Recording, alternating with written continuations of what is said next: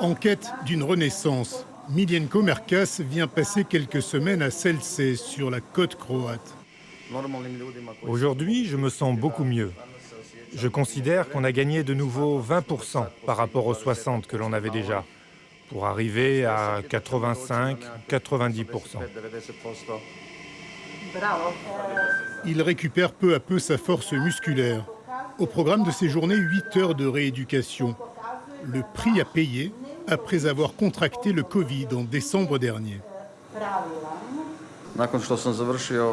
J'ai passé 8 jours à l'hôpital, sous oxygène. On peut facilement dire que j'ai combattu pour la vie. Grâce à cette bonne équipe des thermes de Selce, je considère que dans quelques mois, tout sera derrière moi et que je pourrai de nouveau fonctionner et travailler normalement.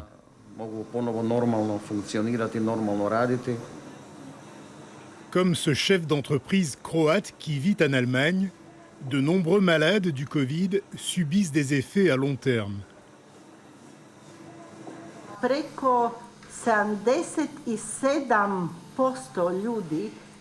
Plus de 77% des personnes qui ont été hospitalisées pour le Covid ont des problèmes comme des faiblesses dans les jambes. Et puis, il y a plus de 200 différents symptômes dans la période de Covid long.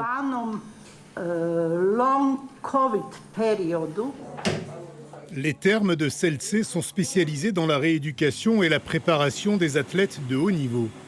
Les traitements post-Covid pourraient rapidement constituer un nouveau marché. Nous sommes les pionniers du tourisme médical dans le secteur privé. Et de cette façon, nous sommes devenus les pionniers dans le traitement post-Covid. Un peu plus loin sur la côte, voici Opatija, la doyenne des stations balnéaires croates. Lieu de villégiature et de soins dès le 19e siècle pour l'aristocratie austro-hongroise. Opatija s'est développée en tant que station de soins climatiques et aujourd'hui elle est connue comme destination de tourisme médical. Nous avons un climat extraordinaire et l'air est riche en aérosols marins. Tous ces éléments sont bons pour la santé et surtout pour la rééducation des patients post-Covid. Une vague que l'établissement public de thalassothérapie compte bien ne pas rater.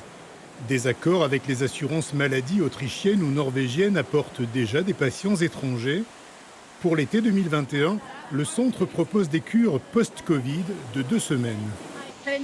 Entraînement avec les physiothérapeutes, dans la piscine, dans l'eau chaude ou bien à l'air libre, de l'exercice à l'extérieur et des promenades avec les kinésithérapeutes, des entretiens avec des nutritionnistes et des psychologues.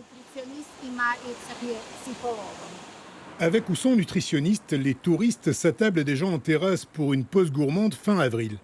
Depuis le début du mois, les frontières sont ouvertes, alors ce couple venu de Belgrade en Serbie a cédé à l'appel de l'Adriatique.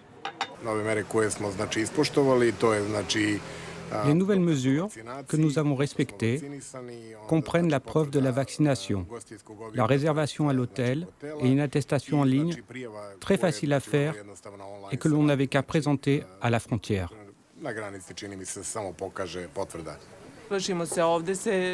Ici, les gens sont très disciplinés.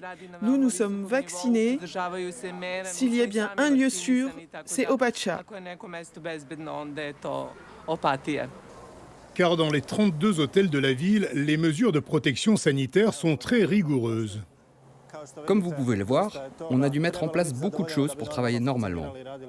On trouve du gel désinfectant à l'entrée de chacune de nos terrasses. Tous nos serveurs portent le masque de protection. Ce qui est nécessaire sur cette terrasse, c'est de respecter la distance entre les tables pour que tout le monde se sente à l'aise et en sécurité.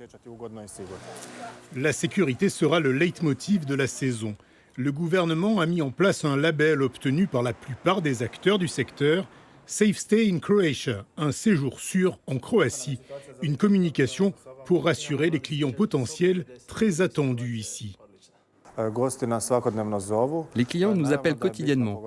Il est bien sûr très important pour nous ici à Opatija que les pays comme la Slovénie, l'Italie, l'Autriche, l'Allemagne, même la France ouvrent et facilitent le passage aux frontières. Ceci est nécessaire pour que tous ceux qui souhaitent passer leurs vacances d'été ici puissent venir jusqu'à chez nous. La Croatie mise sur une embellie sanitaire. Le gouvernement veut vacciner d'ici l'été 55% de la population adulte, prioritairement les travailleurs du tourisme. De vastes opérations sont organisées et suivies de très près par la ministre du Tourisme, visiblement soulagée d'avoir pu ouvrir le pays si tôt. Dès le 1er avril, la Croatie a établi des règles très claires, selon la proposition de la Commission européenne. On peut entrer si on a un test négatif, si on a eu le Covid ou si on est vacciné. Nous avons déjà appliqué à partir du 1er avril ce qui était une proposition de réglementation. La réglementation européenne devrait entrer en vigueur en juillet. Parmi les premiers à ouvrir, la Croatie semble avoir gagné un pari, attirer des touristes de dernière minute, comme ce couple en voyage de noces. Il y avait des pays qui ouvraient, qui refermaient, donc on ne savait pas trop vraiment où on allait partir. Et donc on a un peu tout préparé sur le pouce à la fin. Ouais. Au début on devait partir en Crète, les vols ont été annulés. Et du coup on a décidé de partir en Croatie 3 jours avant de partir. Avant le départ quoi. Et les indicateurs du printemps sont plutôt positifs. Malgré un taux d'incidence du Covid encore élevé, 40 000 touristes étrangers sont arrivés pour le week-end du 1er mai. Comme ces étudiants Erasmus venus de Roumanie prendre le soleil sur la plage de Split, la Croatie plutôt que l'Italie ou la Grèce. Puis la Grèce c'était un peu compliqué avec... les mesures, avec le Covid, etc. Ici, on a l'impression qu'il y a beaucoup moins de règles, enfin, ne serait-ce que le port du masque. Il n'est pas obligatoire à l'extérieur. Exactement. Et puis c'est plus facile pour rentrer, juste un test PCR. Voilà. Il n'y a pas de couvre-feu, voilà. Les bars sont ouverts assez tard. C'est la destination idéale pour nous. Le tourisme, c'est à peu près un quart de l'économie croate. Et avec la crise, le secteur doit se réinventer, aussi bien pour les objets promotionnels que pour son avenir. En 2020, la fréquentation a chuté de moitié par rapport à 2019. Il est évident que la pandémie a un peu ralenti le cycle d'investissement qui était en augmentation jusqu'alors. Jusque-là, nous avons investi dans le tourisme 1 milliard d'euros par an et ces processus ont ralenti et ont été reportés à la période post-pandémie. Le pays veut se tourner vers un tourisme plus durable, mais des voix s'élèvent pour demander un changement radical de modèle économique. Pour Vedran Horvat, la crise sanitaire, plutôt que d'être un coup dur, pourrait être une occasion historique. Il faut transformer le tourisme et commencer à opérer à l'intérieur d'un modèle écologique. Également, opérer à l'intérieur d'un modèle social plus juste par rapport à celui qui recherche uniquement le profit. Sur l'île de Murter, en Dalmatie, les premiers touristes sont aussi arrivés en ce début du mois de mai. Il n'y a pas foule et la préparation de la saison se poursuit dans les nombreux appartements meublés qui constituent près de la moitié de l'offre d'hébergement en Croatie. Tomislav Bosna en possède 3. À cause de la crise, il a transformé l'un d'eux en cabinet paramédical pour sa fille. Les 2 autres ont été correctement loués l'été dernier. Il prépare ses travaux de peinture sans pression. Ses premiers locataires n'arriveront certainement pas avant la mi-juin.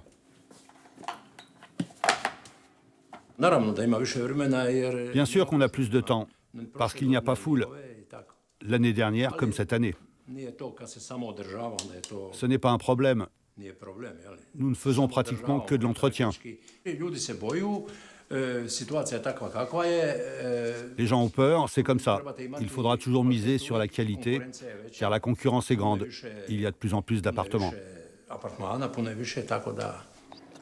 Avec leur vue imprenable, les appartements de Tomislav sont déjà réservés à 60% pour juillet et août. 60% par rapport aux 20 millions de visiteurs de l'excellente année 2019. C'est aussi l'objectif de la Croatie pour cette saison. Mais autour de la Méditerranée, la concurrence devrait être rude.